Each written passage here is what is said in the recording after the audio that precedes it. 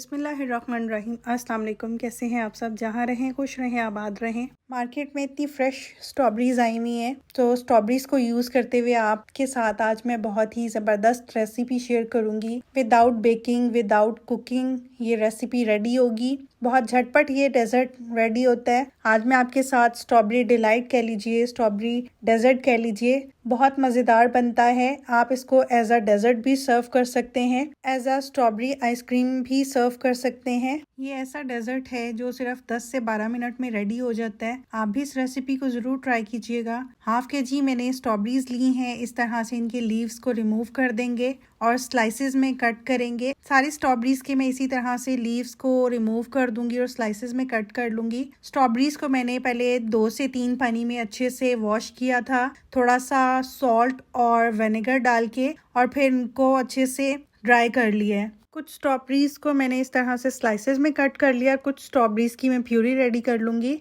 Blender जग में डाल के तो ब्लेंड कर लेंगे, प्यूरी रेडी हो जाएगी। एक स्ट्रॉबेरी के तकरीबन 4 से 5 स्लाइस कट किए। बारीक स्लाइस कट करने, मोटे स्लाइस नहीं कट करेंगे। यहाँ पर मैं विपी विप की क्रीम यूज़ कर रही हूँ। 2 कप मैंने क्रीम ली है। अगर आप किसी और ब्रांड की क्रीम लेते हैं तो उसमें आपको शुगर ऐड करनी पड़ेगी। विपी विप की क्रीम अगर यूज़ करते हैं तो ये ऑलरेडी मीठी होती है, इसमें मीठा ऐड करने की ज़रूरत नहीं होती। इसको मैंने 2 से 3 घंटे फ्रीज़र में रख के अच्छे से चिल कर लिया था। अब मैं इसको बीट कर रही हूँ। इतना बीट करेंगे कि स्टिफ पीक्स तक हमने इसको बीट करना है। 7 से 8 मिनट लगेंगे इसको बीट करने में। इस क्रीम को अगर यूज़ किया जाए तो इसमें हमें बीट करते हुए ज़रूरत नहीं होती कि हम इसके नीचे आइस रखें या ठंडा पानी रखें। ये ऑटोमेटिकली विप हो जाती है। बस इसको अच्छे से चिल करके फिर हम बीट करेंगे। ये देखिए मैंने 7 से 8 मिनट बीट किया है। अब मैं आपको पलटा के दिखा रही हूँ।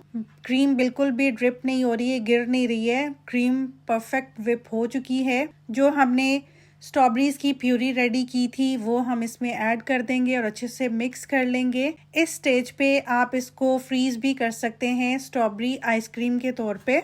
बहुत जल्द मैं आपके साथ स्ट्रॉबेरी आइसक्रीम की रेसिपी भी शेयर करूंगी कि मैं किस तरह से आइसक्रीम बनाती हूँ। आप इसको एज इट इज़ भी सर्व कर सकते हैं स्ट्रॉबेरी मूस के तौर पे। आप चाहें तो स्ट्रॉबेरी के चंक्स भी कट करके इसमें ऐड कर सकते हैं, वो भी बहुत मज़े के लगते हैं। क्रीम को मैं पाइपिंग बैग में फिल कर रही हूँ ताकि जब हम डेजर्ट को असेंबल करें तो इजीली असेंबल कर सकें। अगर आपके पास पाइपिंग बैग नहीं है घर पे तो आप स्पून से भी असेंबल कर सकते हैं, कोई इशू नहीं है। यहाँ पर मैं टी केक यूज़ कर रही हूँ। आप चाहें तो स्पंज केक भी यूज़ कर सकते हैं। होममेड अगर बनाना चाहें तो होममेड बना सकते हैं, वरना रेडीमेड जो टी केक्स मिलते हैं मार्केट से वो ले लीजिए। किसी भी टाइप के कप केक्स यूज़ कर सकते हैं, बिस्किट्स को क्रश करके यूज़ कर सकते हैं। जब भी गेस्ट आए हुए हों, समझ ना आ रहा हो कि झटपट क्या रेडी करें, तो आप इस रेसिपी को ट्राई कर सकते हैं। अगर आपके पास स्ट्रॉबेरीज नहीं है तो आप सीजनल फ्रूट की प्यूरी बना के भी ऐड कर सकते हैं। मिल्क से सोक कर लेंगे सारे टी केक को और जो हमने स्ट्रॉबेरी क्रीम रेडी की थी उसको इस तरह असेंबल कर लेंगे।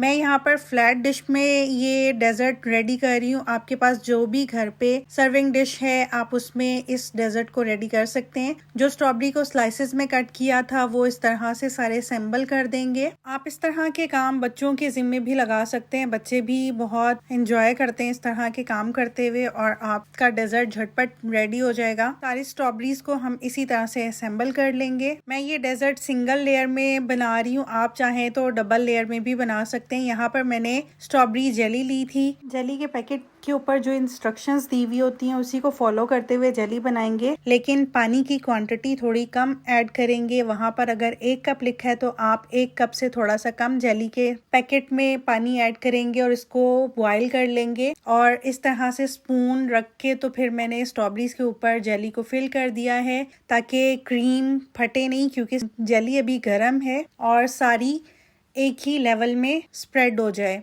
अब इसको अच्छे से ठंडा करेंगे और सर्व करेंगे। आप चाहें तो इसको फ्रीज करके भी सर्व कर सकते हैं और इसको अच्छे से चिल करके भी सर्व कर सकते हैं। जब जेली थोड़ी सी गर्म होगी तो तभी हम इस तरह से स्प्रेड करेंगे ताकि जेली की एक लेयर आ जाए ऊपर। जेली को अगर आप इस तरह से नहीं डालना चाहते तो जेली के क्यूब्स भी कट करके ऐड कर सकते हैं। अगर आपको रेसिपी पसंद आई हो तो लाइक कीजिएगा, कमेंट सेक्शन में अपना फीडबैक जरूर दीजिएगा। और अगर अभी तक आपने मेरे चैनल को सब्सक्राइब नहीं किया है तो आपसे रिक्वेस्ट है, प्लीज मेरे चैनल को सब्सक्राइब कीजिएगा। नोटिफिकेशन के लिए बेल आइकन जरूर प्रेस कर लीजिएगा ताकि हर रेसिपी का नोटिफिकेशन आपको मिल सके और मैं इसी तरह से डिफरेंट रेसिपीज को बहुत ही इजी और सिंपल वे में आपके साथ शेयर कर सकूं और ताकि आप भी उन रेसिपीज को घर पर बना सकें। मेरी कोशिश होती है कि मैं ऐसी रेसिपीज आपके साथ शेयर कर सकूं जो लो बजट में भी बने और बहुत ही मज़ेदार बने, ताकि आप भी अपने फैमिली मेम्बर्स के लिए उन रेसिपीज को घर पर ट्राई कर सकें। आप भी ज़रूर ट्राई कीजिएगा इस रेसिपी को, बहुत ही डिफरेंट टेस्ट था इसका। मेरे फैमिली मेम्बर्स को तो ये डेजर्ट इतना पसंद आया था कि फ़ौरन से ही ख़त्म हो गया था और मुझसे दोबारा से डिमांड की थी उन्होंने ये बनाने के लिए। आप भी इसको ज़रूर ट्राई कीजिएगा।